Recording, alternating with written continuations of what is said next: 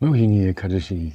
The glories of Mohini Ekadashi, which occurs during the waxing moon in the month of April-May, are described in the Surya Purana. Once Maharaj Yudhishthira asked Lord Krishna, "O Janardhan, what is the name of the Ekadashi that occurs during the waxing moon in the month of April-May, and what is the process for observing this Ekadashi? Also, what is the merit one obtains by following this Ekadashi? Please explain all these to me in detail." Lord Krishna replied, "O son of Dharma, please hear me attentively as I describe the story that sage Vasishtha once told Lord Ramachandra. One time long ago, Lord Ramachandra said to the great sage Vasishtha, 'O respected sage, I am feeling great distress due to separation from Sita, the daughter of King Janak. Kindly explain to me the great vow to follow which will mitigate all one's sinful reactions and distresses.' The great sage Vasishtha, who was the spiritual master of Ramachandra, said, 'My dear Ram, your intelligence is sharp and mixed with faith.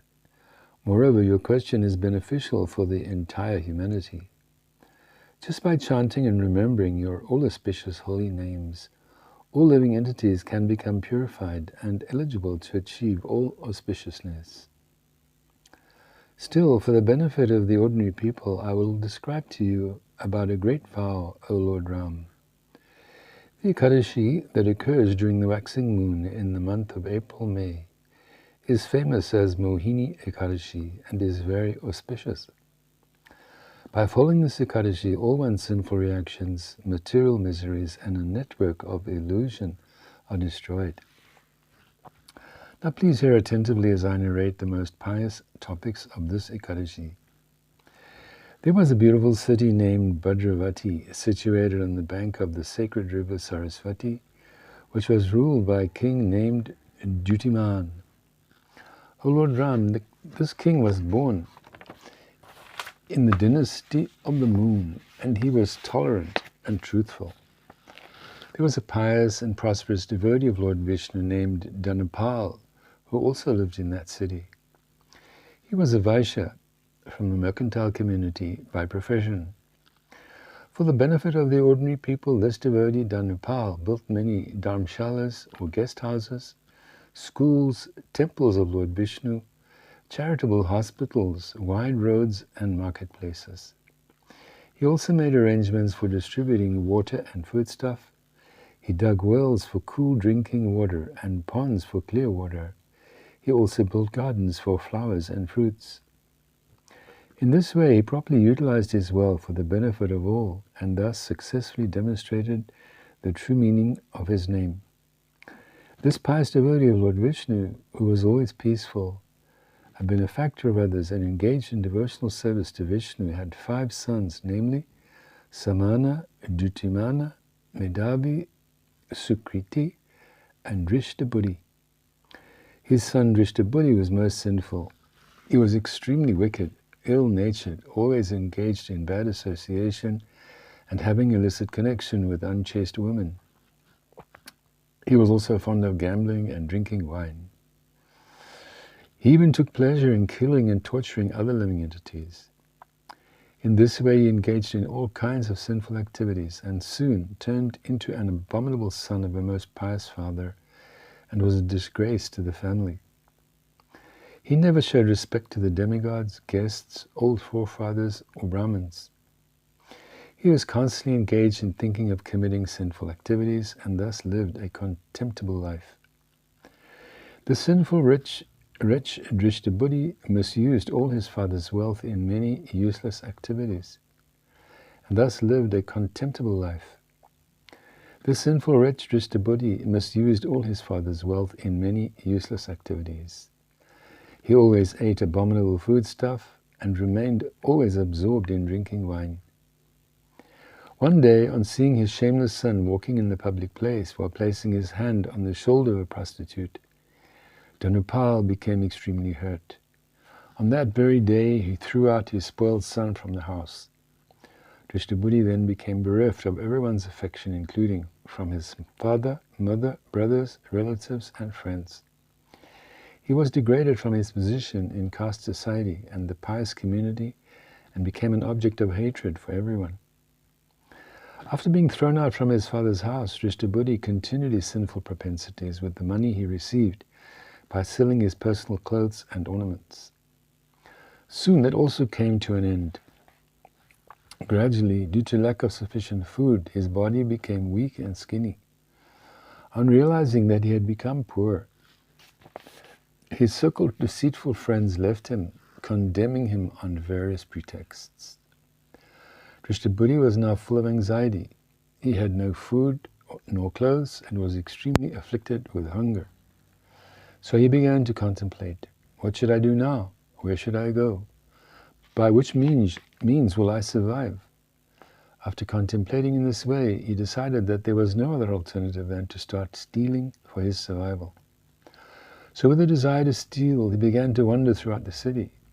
Sometimes the king's guard would arrest him, and after considering his father's greatness, he would release him. After being caught and released in this way many times, he was once again formally arrested for committing a special kind of theft. He was taken to the king, who awarded him severe punishment. The king said, "O sinful, foolish creature, you cannot stay within this kingdom any more, for you are the greatest sinner. I am releasing you for now, but leave this kingdom immediately and go wherever you wish." Drishtabuddhi, afraid of being punished again, left the kingdom. He went far away and entered into a dense forest. Within the forest he became so afflicted with hunger and thirst that he began to kill beasts and birds indiscriminately and ate their raw flesh. For many years he wandered throughout the forest like a hunter, holding a bow and arrows in his hands and killing innocent animals and engaging in sinful activities. Drishtabuddhi was always miserable and anxious, but one day, due to some past pious deeds, he arrived at the sacred ashram of the great sage and ascetic Kaundinya while wandering about the forest. It was the month of Vaishakha, April-May, and the great sage Kaundinya was just returning home after taking a bath in the Ganges. At that time, by providence, Drishtabuddhi, who was very aggrieved by distress and lamentation, happened to touch a drop of water falling from the sage's cloth. Drishtabuddhi was immediately relieved of his sinful reactions. With folded hands and great humility, he said to sage Kaundinya, "O great Brahman, I am a most sinful person. There is no sin that I have not committed. Now please instruct me about a topmost type of atonement which a most wretched person like me can easily perform. As a result of committing unlimited sinful activities till now, I have been bereft of my house, wealth, relatives, and friends. I am drowning in the ocean of mental agony." After hearing these statements of Drishtabuddhi, the great sage Kaundinya, feeling distressed by seeing another's distress, said, "I am telling you a sublime method by which all your sinful reactions can easily be nullified in a very short time. Please hear me attentively. Mohini Ekadashi, which occurs during the waxing moon in the month of April-May, totally destroys a mountain of sinful reactions as big as Mount Sumeru, accumulated from many, many lifetimes. Therefore, you should faithfully observe this Ekadashi." Hearing these words from the great sage, Drishtabuddhi became joyful and properly observed that Ekadashi according to the rules and regulations instructed by the sage. O best of kings, by observing this Mohini Ekadashi, the most sinful Drishtabuddhi soon became devoid of all sinful reactions, and after assuming a divine body, he returned to the all-auspicious abode of Lord Vishnu by riding on the back of Garuda. O Ramachandra, this vow certainly removes all kinds of illusion and the darkness of ignorance. Any piety accumulated by taking bath in the holy waters, giving in charity and performance of sacrifice cannot be compared with the piety one attains by observing this Mohini Ekadashi.